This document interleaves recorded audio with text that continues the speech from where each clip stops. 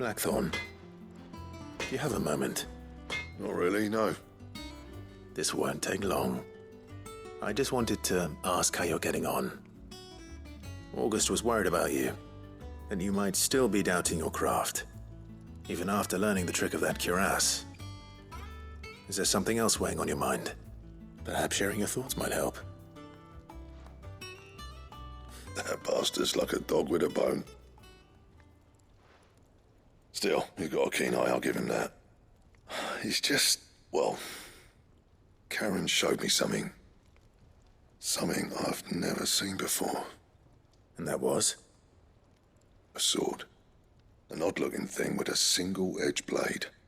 The metal itself wasn't anything to write home about, but fuck me, the edge on it.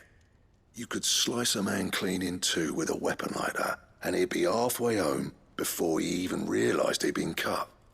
So that's what's troubling you? No. Not troubling me exactly. More distracting. Can't stop thinking, how do you get an edge that sharp? It's driving me mad. And if you knew how to do it, we could arm the curse breakers with even better blades. That's about the size of it, yeah. I'll see what I can find out. Sharper swords are always welcome. And we can't have our master blacksmith being distracted. You're a soft touch, you know that. But I can't say I'm not grateful for it. Good luck, eh? Thank you. Let's see what Karen knows about this sword.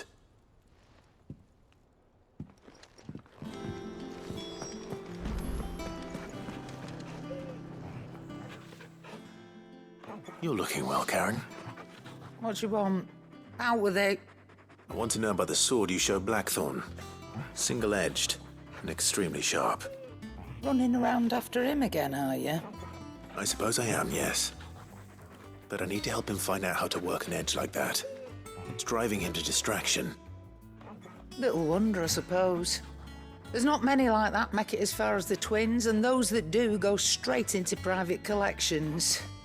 Which made it nice and easy finding a buyer. Can you tell me who bought it? Where is it now? You think I tell people who my clients are? Suppose you're not likely to go nicking him off me, are you now? Fine.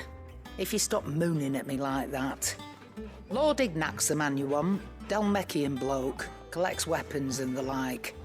And he's got more money than sense, which is why he's one of my favourite clients. Reckon he'll still be at the inn in Dalamil, where I left him. Thank you, Karen. Oh, and he's a touch eccentric, if you take my meaning. I appreciate the warning.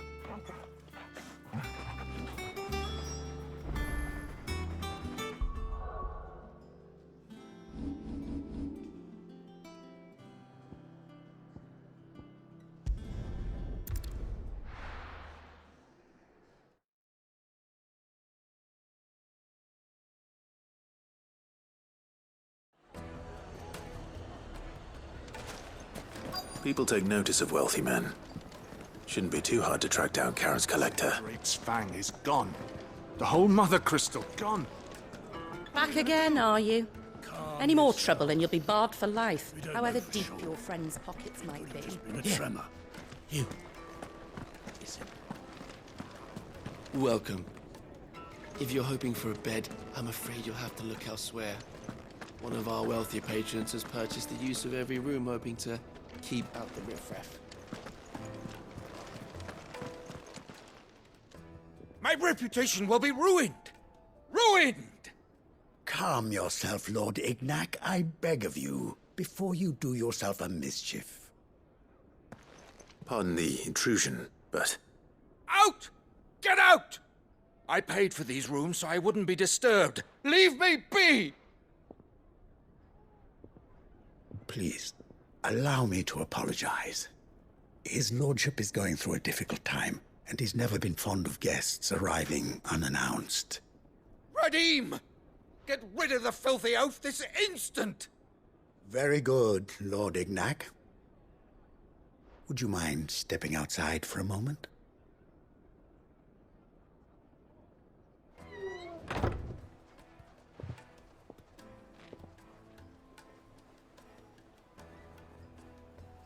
I'm sorry if I've caused you any trouble. That? Oh, no. That's just how his lordship is. Though the morning's events have left him somewhat fractious.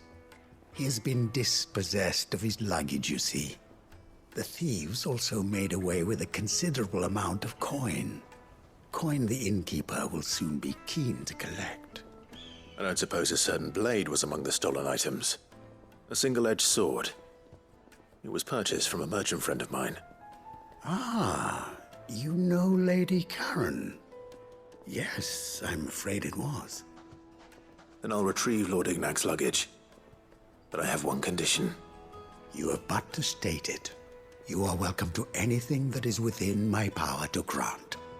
I want an audience with Lord Ignac. A few minutes should be enough. Then I'll be on my way.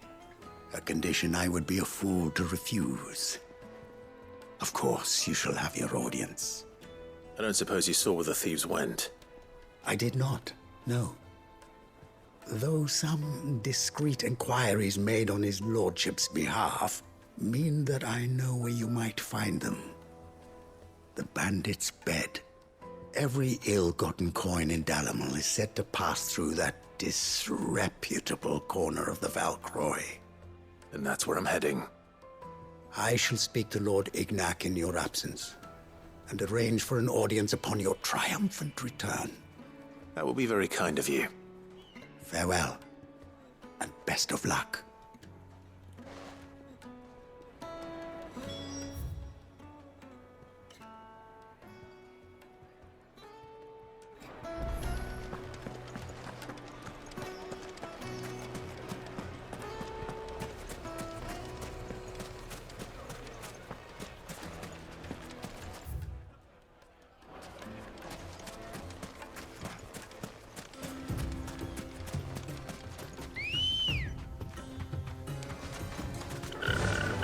Fly, Ambrosia.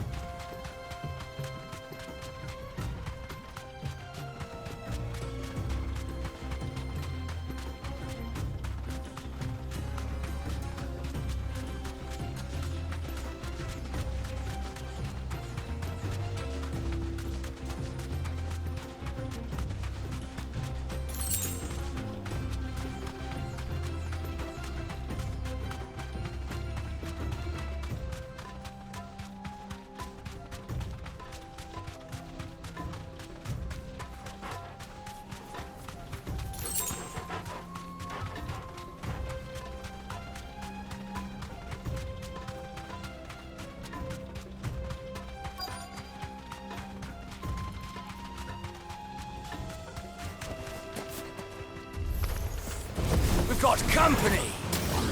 Come on, lads, let's tear the bastard's head off!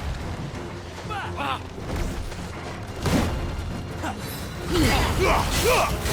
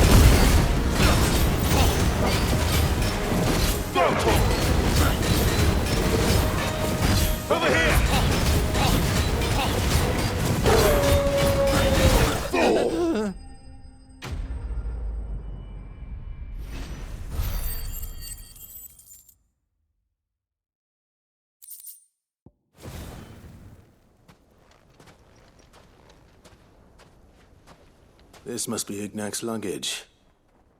Nothing seems to be damaged. All right.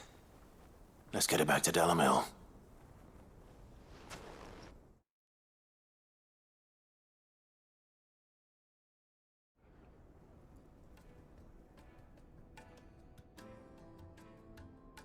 I hear I have you to thank for the return of my effects.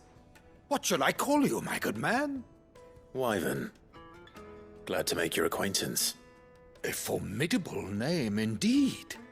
Well, Wyvern, I appear to be in your debt. Redeem here tells me you wished for an audience. Is that all? A few moments of your time should suffice, yes. You're a peculiar fellow, Wyvern. All right, speak.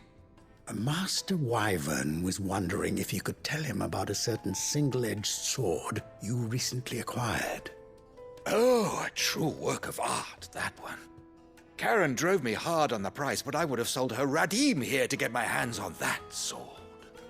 It was made in the Outer Isles, far beyond the Twins, and is used exclusively by the practitioners of a unique school of swordsmanship. They believe no combat should ever exceed a single strike, and hone their blades to such perfection that none ever does. Each sword is made for that one perfect stroke, and for that stroke only. They crack upon a second blow. There's a brutal sort of beauty to it, really. But how do they hone such an edge? Fine question. Why, they use a whetstone, of course. Whetstones, rather. A whole array of them, ranging from the coarse to the fine. 10,000 licks with the sharpening stone, then 10,000 more. But it is the final stone which lends the blade its legendary sharpness. A mineral quite foreign to this great realm of ours. And that is the key. The secret ingredient. Wyvern, it occurs to me that my little lecture is hardly equal to services rendered. Take this, together with my regards. The very stone of which I spoke, far rarer among collectors than even the blade itself, and a far more fitting payment. Thank you. Pardon the intrusion, my lordship. However, it is long past time we prepared ourselves to depart. So it is. I am locked in bitter competition with a rival collector of curiosities. I am one step ahead of the unscrupulous scoundrel, but he is hard at my heels. Are there many other collectors out there? Too many to count, but only one do I consider my nemesis. Lord Byron Rosfield. And is a perennial thorn in my side. I can imagine. Farewell, Wyvern. May our paths cross again. Radim, we mustn't dawdle.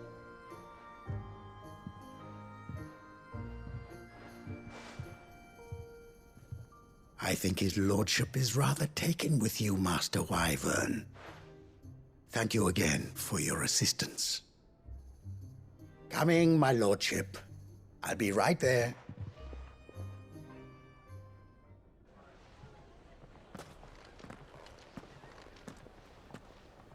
Trust Uncle Byron to find such an interesting rival. Now, let's see what Blackthorn makes of this whetstone, shall we?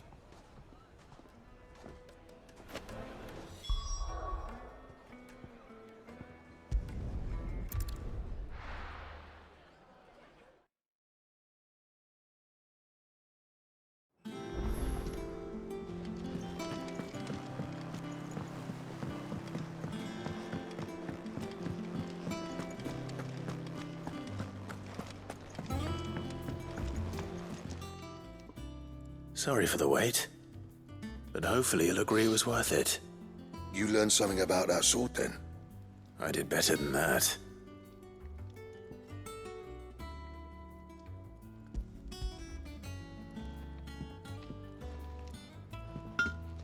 A whetstone.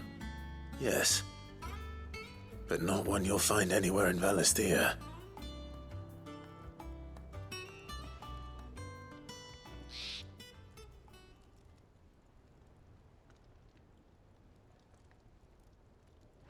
No wonder I couldn't get the same finish on the grinding wheel. One hit and all done, eh? Might not be so bad if all you ever fought were duels. Good luck on the battlefield. Your second opponent would be your last, no matter how good you were. Even so, is there some way it could be used to give the curse breakers an edge? I think so, yeah. With this whetstone and the right kind of steel, I could probably even make a twin of the blade that rattled me. But there'd be no replacing this little rock once I worn it down to a sliver. I reckon we get a dozen swords from it, if that. Swords that the curse breakers wouldn't know how to wield properly, and that would see them through a single fire piece. Nah, no point trying to copy that thing. Be about as much use as a wax anvil. But finishing our blades with a whetstone this fine, now that's something to consider. And what's finer than fallen masonry, eh? Or more hard-wearing, for that matter. Just imagine it. Good Valisthean steel with an edge as sharp as any found in the Outer Isles. I won't make a copy, nah. I'll make something much better. I'm sure the curse breakers will be delighted.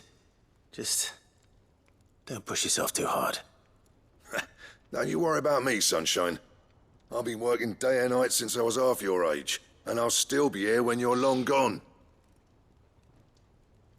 Hey, thanks, Clive. I mean it. I owe you one, August too. It's good to know someone's looking out for me. He'll be happy to hear you said that. And I'll see that my debt to you's paid. First new blade I make's got your name on it. You come and find me when you've got the materials. All right. I will.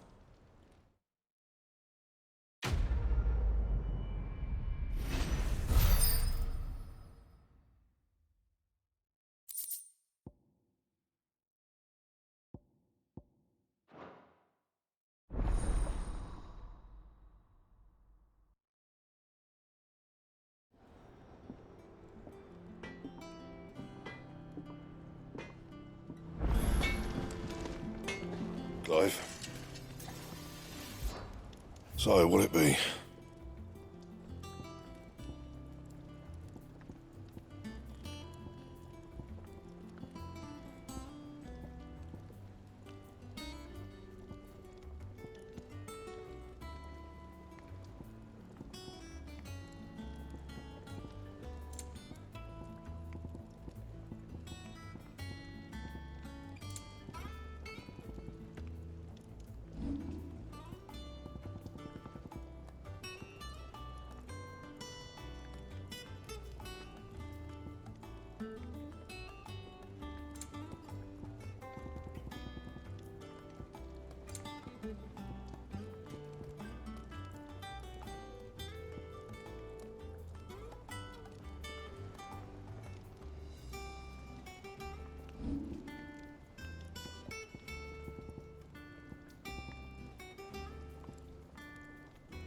And? He cracked the crystal.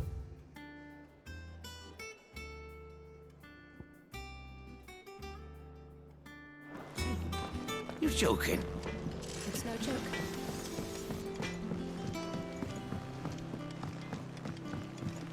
I went up to give some greens to the chocobo.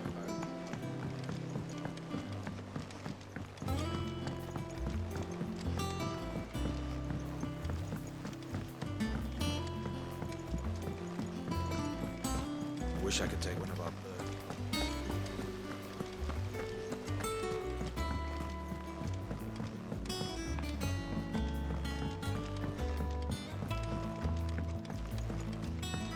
Well, that's it. Here, Sid. Reckon you might be just the man to help me out of a bit of bother, if you've a mind to. Let's hear it. Well, it's about this alembic the chief's got me making. Lovely bit of kit it is. Bung in a solution you want splitting, and it will separate it out, just like that. Problem is, it won't always get rid of all the impurities. And with some of the stuff we need it for, that ain't good enough. Which is why I've been looking for something to filter the liquid we'll be cooking off. And that's where I was hoping you could help me out. I imagine Ty could get some use out of this alembic too. Distilling medicines and the like. All right. Why not? Proper job! So what exactly do you need for this filter? Nothing but bomb ash'll do, says the chief. Gave me a sample she'd obtained from the university stores. Couldn't believe my eyes. You pour the blackest blight water through it, and it comes out clear as a mountain stream. So, I did a bit of reading about where I might be able to get hold of some. And do you know what I found out? It's only the blimmin' bones of a bomb king. They leave them behind when they die, see? I take it that's where I come in. If you wouldn't mind. I saw a billet on the hunt board for one just the other day. Would have gone myself, but, well, fighting dirty great balls of flame isn't exactly my forte. You, on the other hand... All right. I'll see what I can do. Thank you kindly. And a good hunting, eh?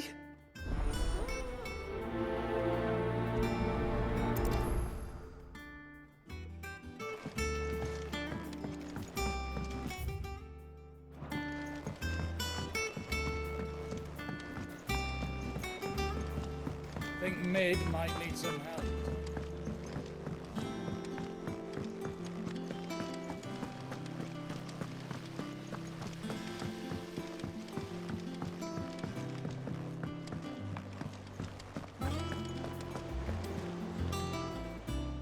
Clive, did you get my letter? That's why I'm here.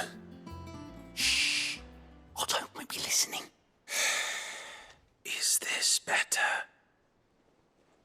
A little. Listen, I've some bad news. It turns out the hideaway may be slightly behind in its payment to certain lenders, and it may be my fault. But I swear to the goddess, I thought I had the numbers square. Sadly, that square turned out to be more of a circle. I can straighten it out, I swear, but it's gonna take some time. And I'm gonna need help keeping it from Otto. Bit late for that, I'd say. There you are! What a surprise! So let me get this straight. You forget to pay our lenders what they're due, and instead of coming straight to me, you get Clive to come to you.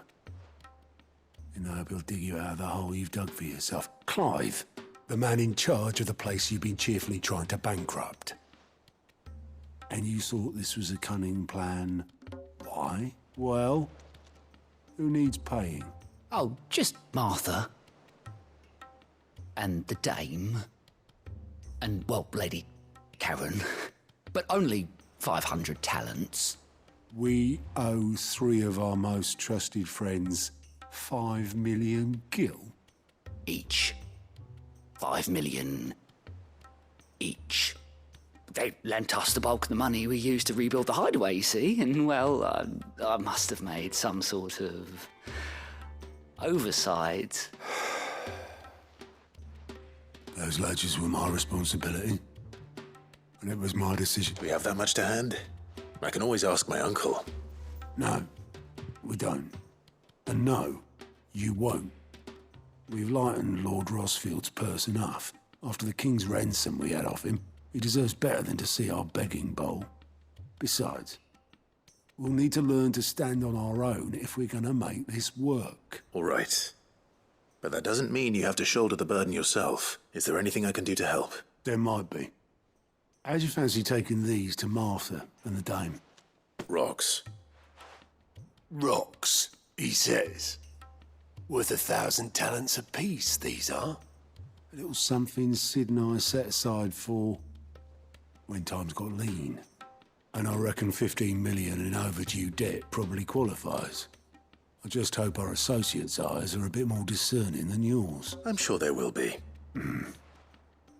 Should be me making the rounds, really. But you know how it is with this place. Orders to bark, arses to wipe and all that. I know. Which is why I don't mind going in your place. Go. Do you know why I only gave Master Clive here 2 star rubies? Because you'd rather Lady Karen killed me.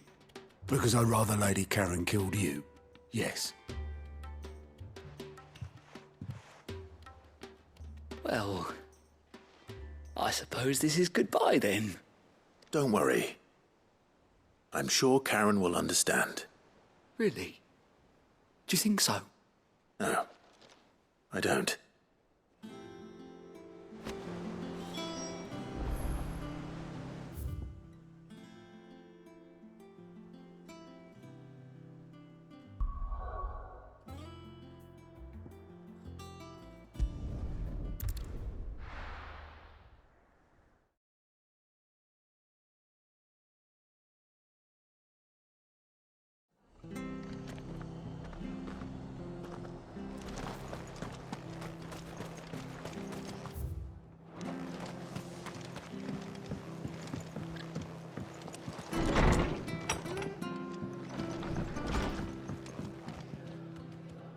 Clive, we weren't expecting you.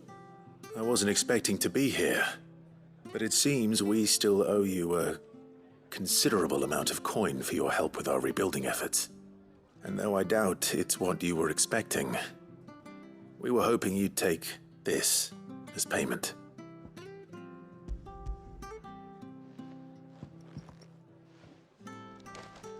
A star ruby? I can't accept this. It's worth at least twice what you owe me. More if you can find yourself the right buyer. Think of the difference as interest. Interest? If word got out I charged that much, no one would ever borrow from me again. Anyway, why are you the one here asking me about this? I'd have expected Otto. Bit much sending the Lord Marquis out to settle your debts, isn't it? The old goat working himself to death again. Something like that. Most days I think he's the only reason the hideaway's still standing. Same as always, eh?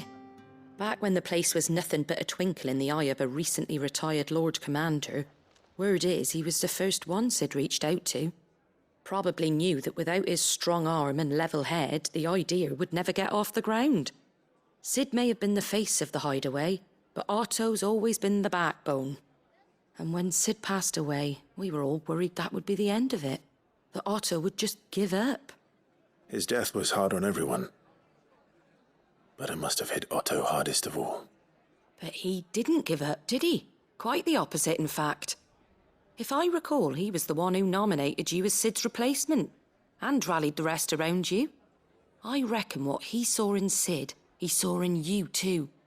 And don't we all? Doesn't hurt that you're half as stubborn and twice as handsome, neither. That, and you keep good company. I suppose I do.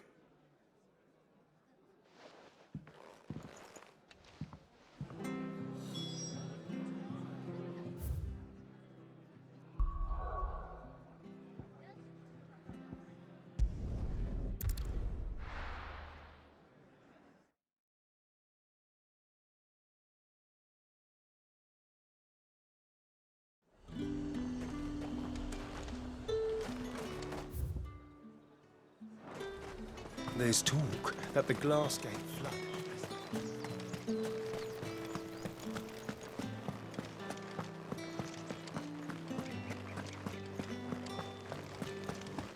Did you hear? The gates to heaven. I want to see you again. What am I going to do without sweet water and oil of talc? Milady, I come bearing gifts.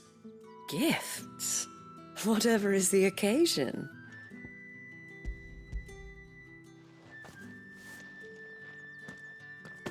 Oh my. Clive, you really have outdone yourself. Otto asked me to give it to you. To settle the hideaway's debt with the veil. And to compensate you for the time it took us to do so. You disappoint me, Clive. I thought you might finally be warming to me. Tell Otto he can keep his baubles. I tried to tell him as much the first time around. The man owes me nothing, nor does the hideaway.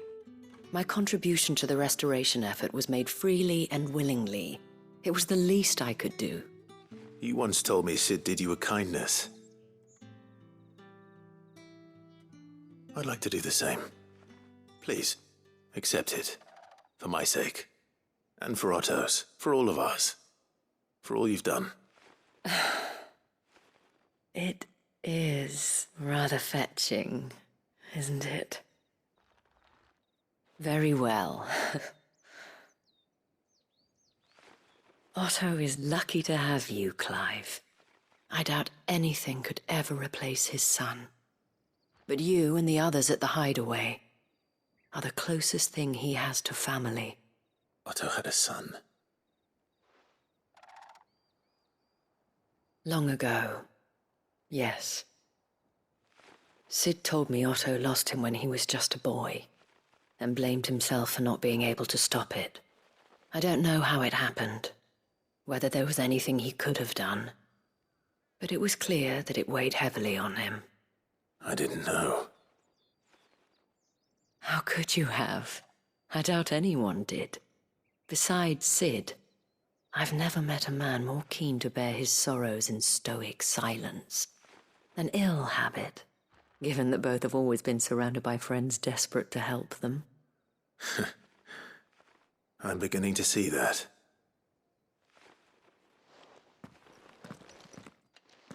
Gob will want to know the stones were delivered.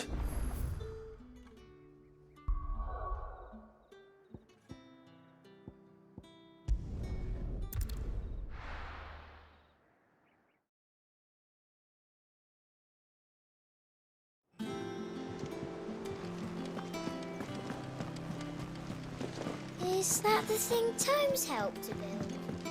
Mid told me she was building a ship.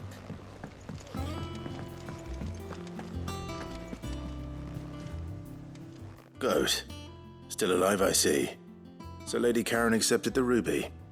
Ah, about that. I tried my best, but she was just too stubborn to take it. She threw it right back in my face, in fact, and told me I could stick my stupid stone where the sun don't shine. Karen refused payment. I hope it wasn't something I said. I'm sure you were as tactful as ever. Let me see what I can do. Oh, wonderful. I hope you have better luck than I did.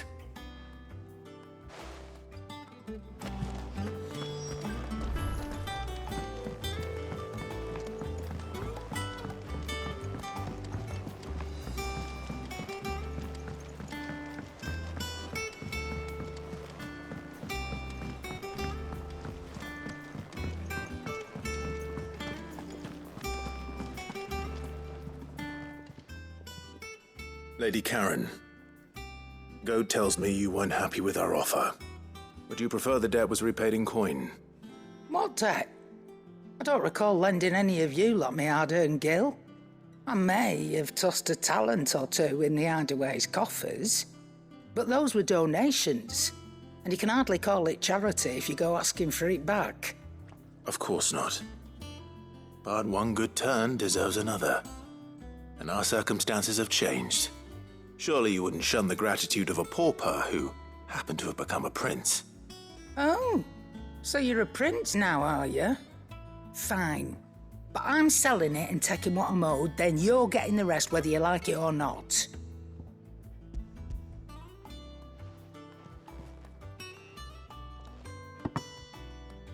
Where'd you even get this? A decent trader might nab 1,000 talents for a star ruby. A canny one, meanwhile, might claim it were nicked from the belt of Sid the Outlaw himself and ask twice as much. Might be I already have a buyer in mind. Might be you even know her. A fine continental maid whose beauty's only eclipsed by a guile in commerce. You wouldn't mind, would you? Not at all. Just be sure to tell her that it's always a pleasure doing business.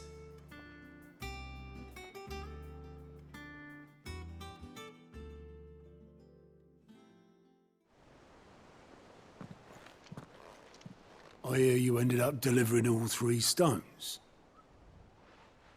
Thanks to this lump. I sometimes wonder what I pay you for. Speaking of which, I still haven't been paid last month's wages. Oh, so you remember what's owed to you then? Get your ass behind that disc of yours and don't get up before those ledgers are square. Right away.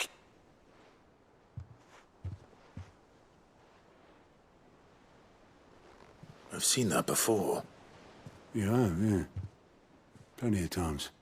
It was the only goblet Sid ever used, either out of habit, or because the filthy sod couldn't be bothered to find a clean one. I knew so little about him. Like most people. Martha and the Dame both seem to have fond memories of him. I bet they do. How long did you know Sid before he...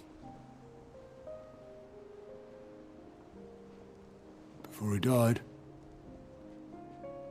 20 summers, give or take. Back in the day, I was a purser on a trade ship, which is where I met him. He bought passage to... I forget where. But having nothing better to do on the long nights, we sat up drinking island rum till the morning bell dragged me back to my duties. Quit my post not long after that, on account of making a fine maiden's belly fat. But me and Sid stayed close, promising we'd one day sail the seas again. That was before fate stepped in and said she was having none of it. The magic woke inside my son soon after his first name day, and there was no hiding his knack. Couldn't you and your family have... My family were the ones who summoned the constable, wanted the monster taken away. I couldn't turn my back on him, forget what I felt, and I couldn't for the life of me understand how they could. Luckily, Sid was of the same mind as me. It was him who stood beside me when all I wanted was to tear the whole world down. Him who cried for me when I had no tears left of my own. Him who swore he'd do everything he could to stop it from happening again. And he was true to his word, too. Left the Royal Army once and for all. His ranks, his ribbons, gone. Just like that. Threw away everything he had. All to right a wrong that no one else had the courage to face. I knew then I'd follow that man to the ends of the earth.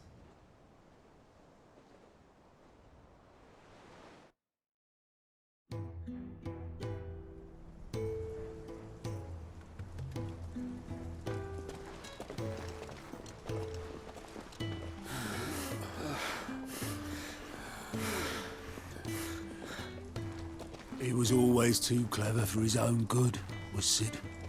Saw the world for what it really was, while the rest of us were content to go along with the lie we were shown. And it can't have been easy, bearing that burden alone.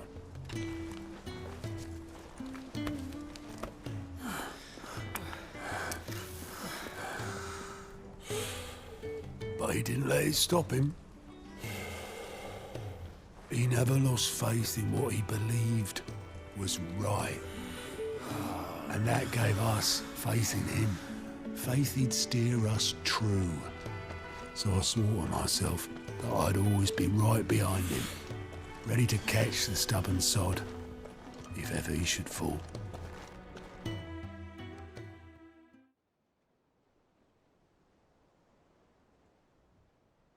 But I couldn't even do that.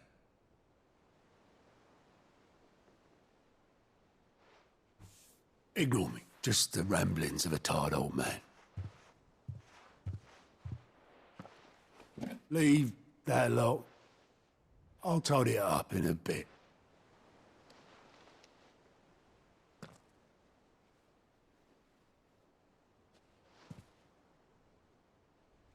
This is Sid's handwriting.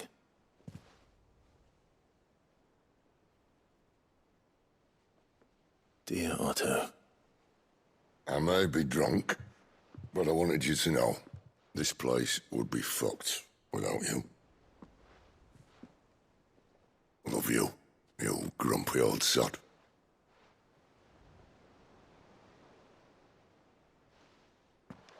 This note.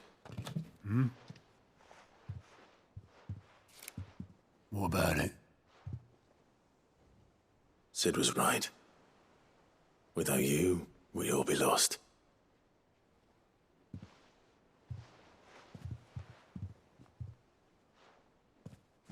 He should have bloody well said so then. Just once. Before he went.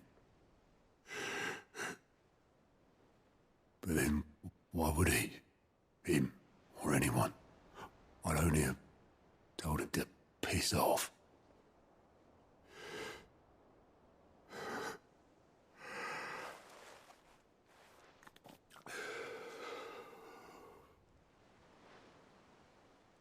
You're wrong, though. Both of you. It was never just me keeping the hideaway afloat. It was all of us. I just shoved people in the right direction, and I barely seem to be able to do that anymore.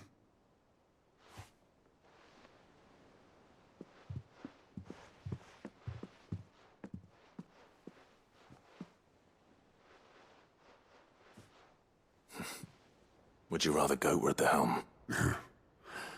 Well, maybe I've got a few more years left in me. I'm going to hold you to that, Otto. Before you go, Sid would have wanted you to have this. But that's... This'll do me just fine.